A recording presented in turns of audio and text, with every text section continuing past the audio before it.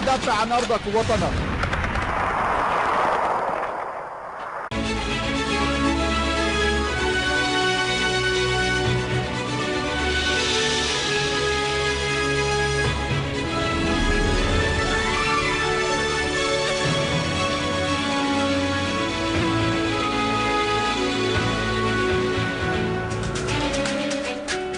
L'armée arabe syrienne poursuit ses missions dans le rétablissement de la sécurité et de la stabilité et la liquidation des terroristes. Les Égyptiens appuient la guerre contre le terrorisme à Sinaï et la décision des autorités judiciaires de confisquer les fonds de nombre de dirigeants des frères musulmans. Les institutions palestiniennes sonnent l'alerte vis-à-vis de la mise en œuvre d'un plan israélien colonial dans la vieille ville de Jérusalem.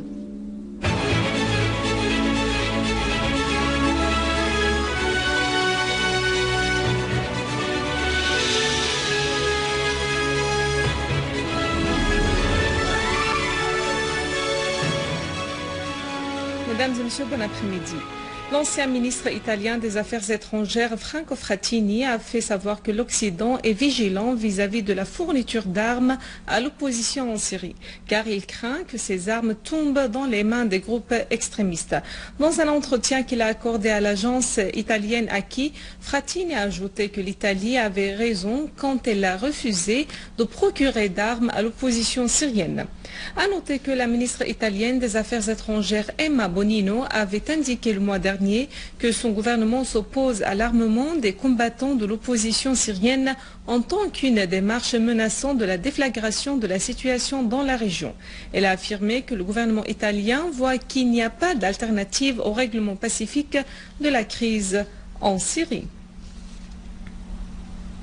Des terroristes ont pris pour cible dans la matinée le quartier préfabriqué de Barzeh à Damas.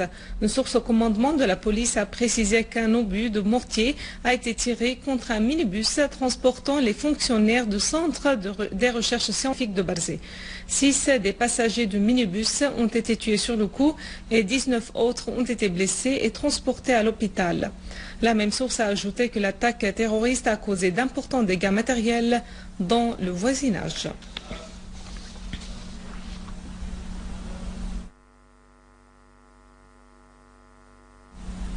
À Zabadani, dans la banlieue de Damas, un attentat a visé deux personnalités de la localité.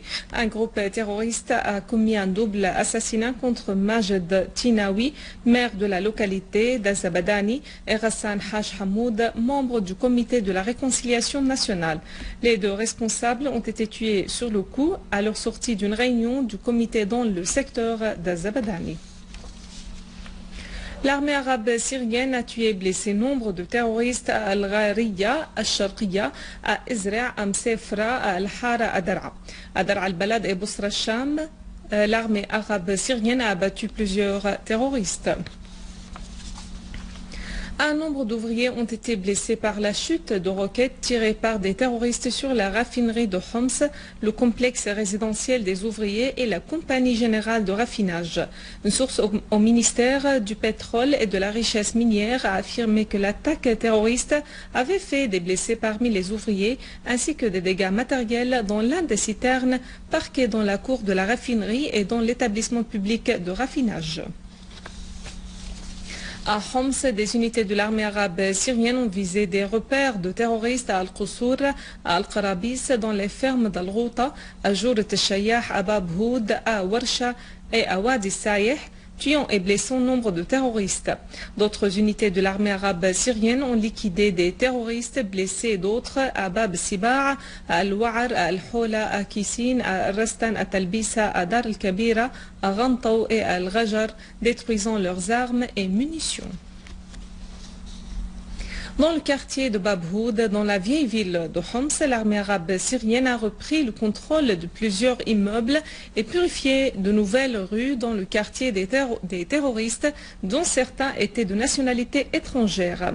Les terroristes se positionnaient dans les maisons et les immeubles et dressaient des barricades pour tirer sur les piétons et les soldats de l'armée arabe syrienne. Mais la défaite des hommes armés à Al-Khalidiya avait un grand impact sur le moral de ces terroristes à Bab Houd. C'est pourquoi ils avaient tenté de prendre la fuite via les tunnels en abandonnant leurs armes et munitions.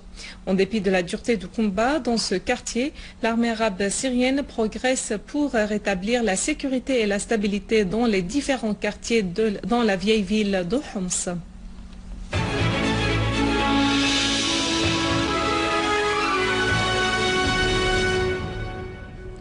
Le Coran Al-Istiqlal a affirmé le soutien du peuple égyptien aux forces de l'armée dans sa lutte contre le terrorisme assassiné, où il s'est accru du fait de la complicité des frères musulmans, notamment après l'arrivée de Mohamed Morsi au pouvoir.